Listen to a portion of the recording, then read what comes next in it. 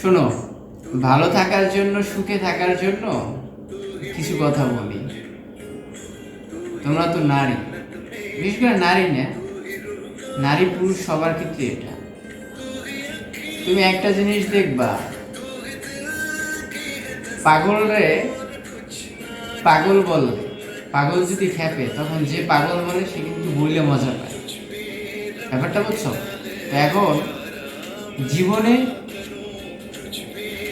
যে কথাগুলোই তোমাকে বলুক, পরিবারের মানুষ, পরিবারের বাইরের মানুষ, সমাজের মানুষ, আশেপাশের ভাবি আপা, পাশের বাসার আপা ভাবি, ঠিক আছে, তো এদের যে কথাগুলো, এগুলো হচ্ছে যত তুমি পজিটিভ নিতে পারবা ততই তুমি ভালো থাকবা, সুখে থাকবা।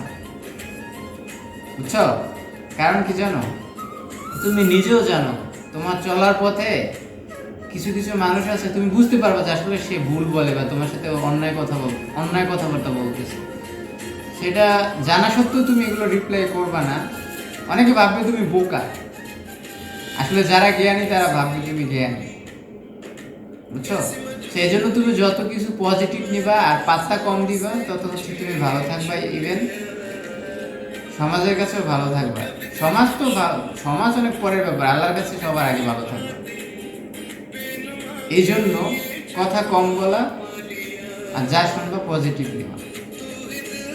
তোমার সাথে আমি নিজেও যদি খারাপ কথা অন্যায় করতে থাকি, তুমি পজিটিভ নিতে থাকো, তুমি কোনো কিছু না করো, দেখবে আমি আমার ভুলগুলো বুঝতে পেরে আমি অনুতপ্ত হব।